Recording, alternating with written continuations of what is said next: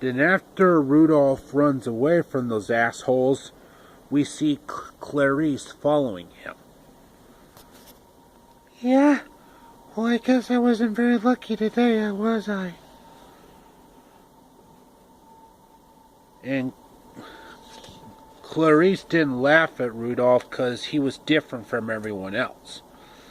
And she actually accepts his uniqueness. It's terrible. It's different from everyone else's. And then Clarice ends up singing the song, There's Always Tomorrow. There's always tomorrow for dreams to come true. We all pretend a rainbow has an end, and you'll be there, my friend, someday. Clarice? Papa! You get back to your cave this instant. But This instant, young lady. Yes, sir. Now I want to make one thing very plain. No doll of mine is going to be seen with a red-nosed freak. Well, that's not exactly what he actually said. But I had to put my own spin to that piece of dialogue, which is fucking priceless. Then he gets rejected once again until he meets Hermie for the first time. Oh, is this your snowbank? No. Who are you? Well, actually, I am a dentist. Dentist? Well, I want to be someday. Right now, I'm just an elf. But I don't need anybody. I'm independent.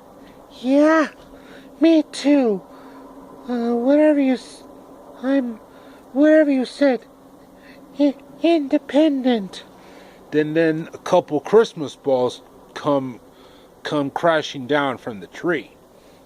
Hey, why don't we both be independent together, huh? You don't mind my red nose? None of you don't mind me being a dentist. It's a deal. And then we transition to another song. In fact, there's actually two songs in this scene. There's We're a Couple of Misfits from 1964 and from 1998 onward. And there's Fame and Fortune from 1965 to 1997. Fame and fortune, we're off to seek that now. We're a couple of misfits, What's the matter with misfits? Why we don't fit in? So many memories. Anyway, back to the story. After we're done with that song sequence, Rudolph and Hermie obviously heard the abominable come by. Thus, Hermie forced Rudolph to douse the light so they wouldn't be spotted.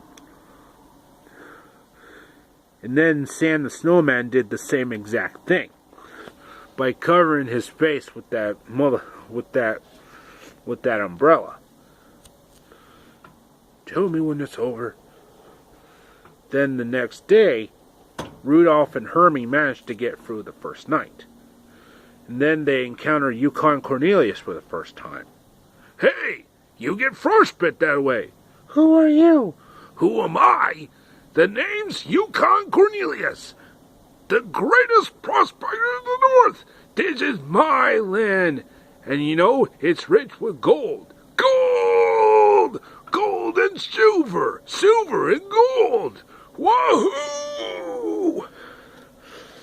Then he throws the pick onto the snow, and then he immediately picks it up, and then licks the motherfucker. And once you know it comes up nothing. Zero, zilch, nada.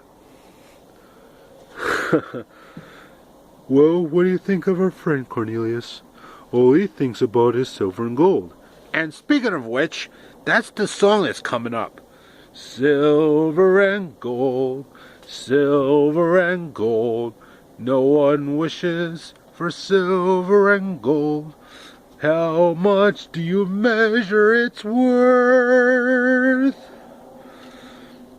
Then we transition back to our three main protagonists. Rudolph, Hermie, and Yukon Cornelius. You know,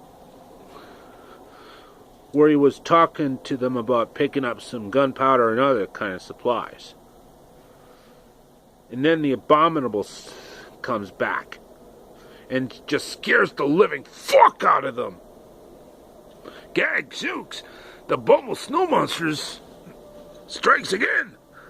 It's my nose. It keeps giving us away. I have superior intelligence. How? Douse your nose and run like crazy. Come on. And then Yukon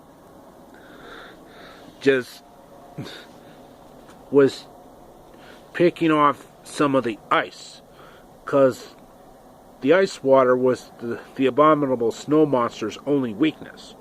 And would you know it, he sinks into the bottom of the water. The Bumble sinks! Ha ha! And then they head to the island of Misfit Toys. But before we get into that situation, we actually have a different situation going on in the Donner household. On how Donner treated his little book.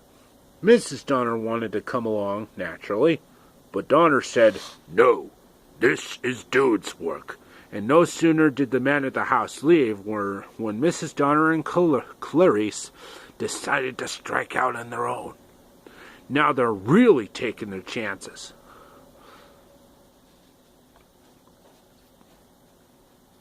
Cut to another scene where Rudolph, Hermie, and Yukon Cornelius are stuck in a mighty wicked fog.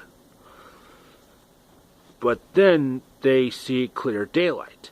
And wouldn't you know it, they're in the island of Misfit Toys. And of course, the three main protagonists accidentally trip on Jack. Oh, wait, not Jack, Charlie. I'm not kidding. His name is fucking Charlie. And not to be confused with that evil drug-faced bastard who shall remain nameless. I'm talking about Charlie the Jack-in-the-Box. You know, the official sentry of the island of Misfit Toys. And speaking of which, there's a song coming up. We're on the island of Misfit Toys. We don't want to stay. We want to travel with Santa Claus in his magic sleigh. A toy full of joys for millions of girls and for millions of boys. When Christmas Day is here, the most wonderful day of the year. How would you like to be a spotted elephant? Or a choo-choo with square wheels on your caboose? Or a water pistol that shoots jelly? How would you like to be a boy that doesn't fly? I swim! Or a cowboy who rides an ostrich, or a boat that can't stay afloat. And then Rudolph explains to the toys that they're misfits too. And they wanted to stay for a little while. But they'd have to get permission from King Moonracer. He searches the entire Earth, where he finds a misfit toy, no toy that any girl or boy loves. He brings them to live in the island until someone wants it. And wouldn't you know it, he's holding court in this castle right now. And then King Moonracer told them about their desire. And then Rudolph explains to him that they're actually a couple misfits from Christmastown, and they wanted to stay there. No, that cannot be possible. This island is for toys alone. How you like that? Even upon misfits, you're misfits. Unlike playthings, a living creature cannot hide himself on an island. But perhaps, being misfits yourselves, you might help the toys here. Help them? Yes. When someday you'll return to Christmastown, will you tell Santa about our homeless toys? And then he just continues on until it's over. And of course, Rudolph and gang were free to spend the night. And the spotted elephant showed them to their chambers. Now, it's all settled. We leave tomorrow together. But the abominable will see my nose and get us all. I've got to go alone. Nonsense. It's all for one or... all for one and... let's get some shut-eye. But it's all settled. And then later that same exact night, Rudolph decided to strike out on his own. And he did not want to endanger his friends' lives any longer. And of course, we hear the abominable snowman's roar in the background. And then we transition back to our narrator, Sam.